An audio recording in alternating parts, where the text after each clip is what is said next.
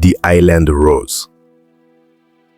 In the heart of Lagos Island lived Anthonia Lewis, a stunning beauty with glowing light skin, eyes like morning dew, and a figure that made heads turn effortlessly. She was the daughter of a humble widow, Mama Lewis, a trader who sold fabrics in Balogun Market. Despite their modest living, Anthonia stood out like a rare gem in a pile of stones. Her beauty was legendary, and men whispered her name in admiration, while women watched in envy. At the University of Lagos, she reigned supreme as the queen of all things beautiful. Lecturers, fellow students, and even visiting politicians were all enchanted by her. Anthonia didn't mind the attention. In fact, she thrived on it. She knew her worth and wasn't willing to give herself cheaply. Her rule was simple: only men with money could stand a chance. To her, love was luxury, not sacrifice. She was living in the moment, capturing the admiration of powerful men, one expensive date at a time. Mother's warning. When graduation came, Mama Lewis called her daughter aside with trembling lips and hopeful eyes. "Tonya, it is time to find a job, to build your life, and think of settling down. Your beauty won't last forever," she advised. But Anthonia scoffed, her voice laced with mockery. "Mommy, I'm not ready to be tied down. Let me enjoy life first," Mama Lewis sighed, watching the daughter she had raised alone drift further into a world of fleeting riches. Anthonia's life became a carousel of lavish dinners, designer clothes, and foreign trips. Politicians and rich businessmen fought for her time. Her standards were high: money first, love maybe later. She had her heart set on men who could fund her lifestyle, and Lagos provided plenty of them. The game of men. Anthonia was smart in her dealings. She knew how to keep them interested without giving away too much. One Otumba built her mother a house. Another gifted her a sleek Benz. Yet, she made sure to keep them chasing, dangling her beauty like bait. She believed she was in control, but whispers started to follow her. Some men complained behind closed doors that they had spent fortunes without even a kiss. Others praised her, boasting of private moments that never reached the public. She didn't care. Her focus remained on money and moments. Her mother prayed daily for her to see reason, but Tonya would only laugh, claiming she was living her best life. The prince appears. Then came Alex, tall, elegant, and charming, the son of a respected king in the city. He wasn't like the others. He didn't lead with money or empty flattery. He came with grace and sincerity. For the first time Tonya listened, Alex spoke of love, family, and a future filled with meaning, not just glitter. He courted her gently, took her to see his family, and proposed under the glow of a full moon. Anthonia, for once, felt something real. She said yes, and Lagos buzzed with excitement. A wedding between a king's son and Lagos's most desired woman promised to be the event of the decade. Her past seemed to vanish in the glow of her future. The grand preparation. The palace went into overdrive, preparing for the wedding. Invitations were sent to dignitaries, traditional rulers, and politicians. Designers stitched gowns fit for royalty, and musicians were booked from across Africa. Mama Lewis couldn't hide her pride. For the first time, she felt her daughter had found true peace. Anthonia was glowing, not just from beauty, but from genuine joy. She visited orphanages, granted interviews, and spoke about love finding her. Alex spared no cost to make her happy. Everything was going perfectly.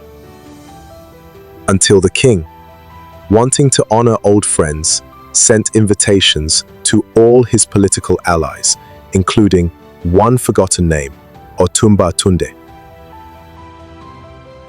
When Otumba Tunde received the invitation, a wicked grin spread across his face. He had lavished money and properties on Anthonia and never got the respect he craved.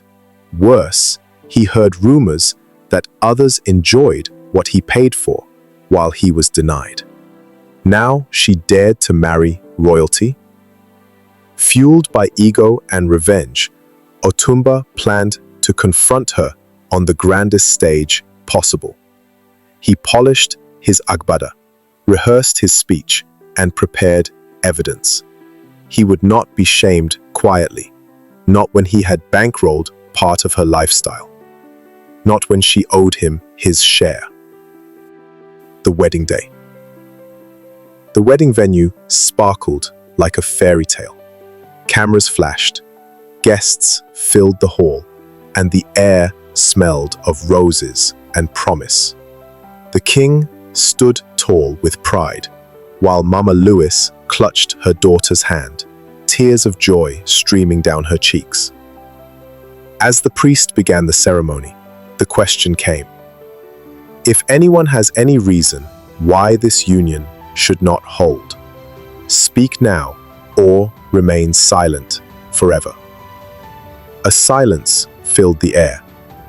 Then Otumba rose, his voice loud and proud.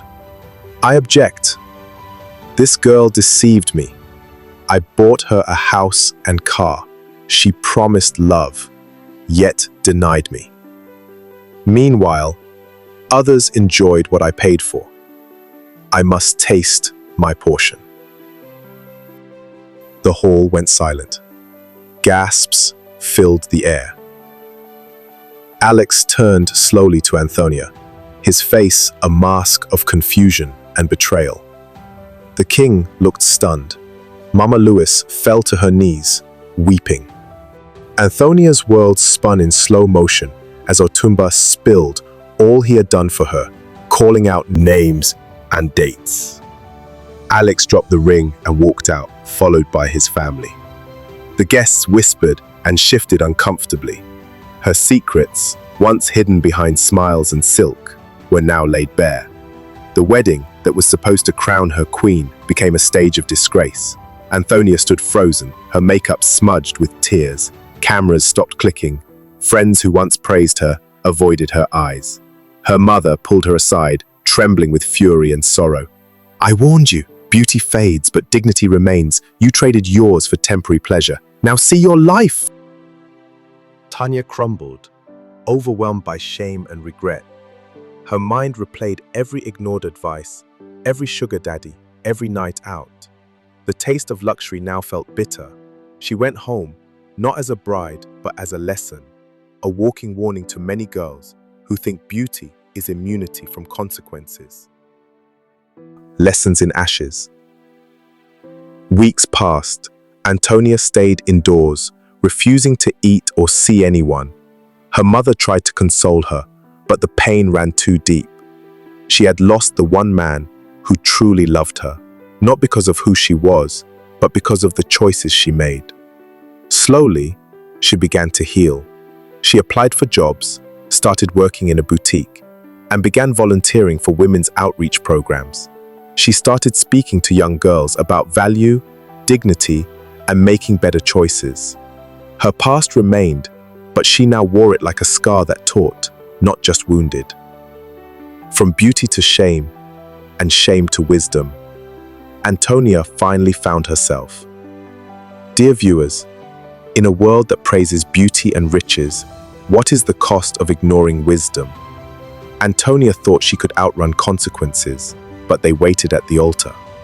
Would you forgive, or would you walk away too? If this story touched you, don't just watch and go.